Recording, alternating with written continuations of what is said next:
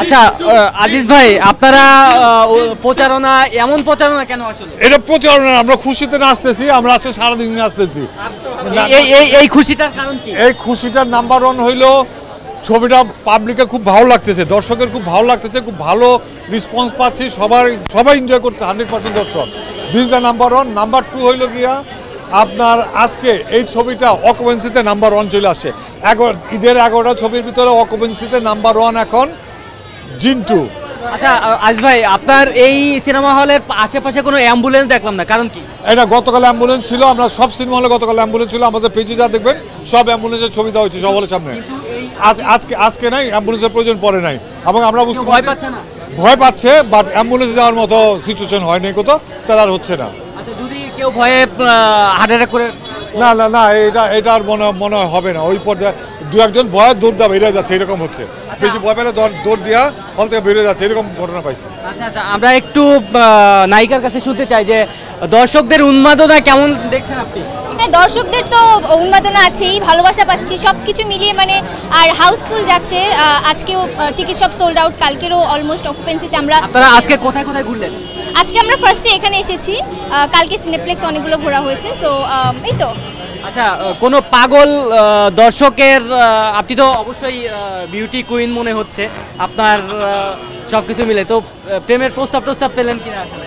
হলের মধ্যে তো এখনো পাইনি, যেহেতু আমি পুরো টিমের সাথে আছি, তো হলের মধ্যে এরকম প্রেমের প্রস্তাব তো পাইনি, বাট হ্যাঁ বাইরে তো পাই।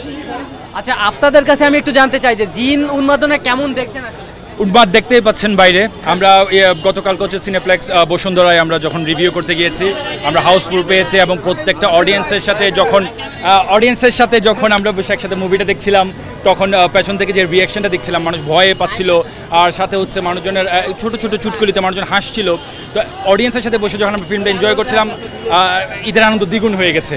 আচ্ছা, গত দিনে শুনেছিলাম যে জিন করার সময় এবার কি আসলে আপনারা হবে বা এরপরে জিন নিয়ে কোনো বাস্তব জীবনে ঘটনা করেছে? না, বাস্তব জীবনে বলতে দেখেন, আমরা প্রথমত হচ্ছে যখন জিম ফিল্মটা ক্রিয়েট করি, যখন মেক করি, যখন আমাদের ক্রিটিক্স প্যানেল অথবা আমাদের যারা ছিল অবজার্ভ করার জন্য, তখন আমরা ডিসিশন নিয়েছিলাম যে অ্যাম্বুলেন্সটা প্রোভাইড করব। আমরা প্রথম দিনে পাবলিক রিয়াকশনটা দেখব, পিপল ভয় পাচ্ছে কিনা অথবা সামথিং। তো প্রথম দিন যখন দেখেছি মানুষজন ভয় পাচ্ছে, বাট এমন না যে মনে করেন হার্ট অ্যাটাক করবো অথবা সামথিং, এমন রিয়াকশন এখনো পর্যন্ত পাইনি। তো সেই জন্য আমরা এটা যেহেতু একটা ব্যয়বহুল জিনিস, আমরা সেই জন্য আজকে অ্যাম্বুলেন্সটা প্রোভাইড করি নেই। হ্যাঁ, আর বাস্তব জীবনে জিনের কোনো প্রভাব এখনো পর্যন্ত পড়েনি, বাট মনে হচ্ছে ফিল্মটা দেখে, পাবলিক রিয়াকশন দেখে মনে হচ্ছে কিছু একটা ঘটতে যাচ্ছে। আচ্ছা, আমি হ্যাঁ, জিনে বিশ্বাস করি। না, আমার সাথে এরকম কখনো কিছু ঘটেনি, বাট হ্যাঁ, শুটিং সেটে যেহেতু এটা based on a true story, তো হ্যাঁ ভয় লেগেছে। এখন কি বাসায় একা থাকতে বা অন্ধকার দেখলে ভয় লাগে? না, বাসায় একা থাকতে ভয় লাগে, একা তো আমি থাকি না, ফ্যামিলি থাকে আমার। হ্যাঁ, রুমে একা থাকলে তো ভয় লাগে, স্বাভাবিক। অনুভূতিটা আসলে বলে প্রকাশ করার মতো না, মানে এত ক্রাউড, লাইক প্রত্যেকটা শো হাউসফুল। আমি যতটুকু দেখলাম যে ভাইয়া তো একটু আগে বললো যে মানে লাইক দর্শকের যে মানে সংখ্যা, লাইক শুধু টিকিট কাটছে তা না, তারা যে এসে দেখছে, ওটা আসলে আমরা এখন আগানো বেস্ট আছি।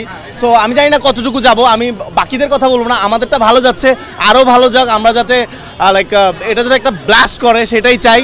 এবং দর্শকরা প্লিজ অবশ্যই আমাদের সিনেমা মোনা জিন্টু দেখতে আসবেন। আশা করি হতাশ হবেন না, কারণ হচ্ছে কি এটাতে একটা গল্প আছে, শুধুমাত্র ভয়টা ফ্যাক্ট না, আমরা একটা খুব ভালো একটা গল্প নিয়ে কাজ করার চেষ্টা করছি। Thank you.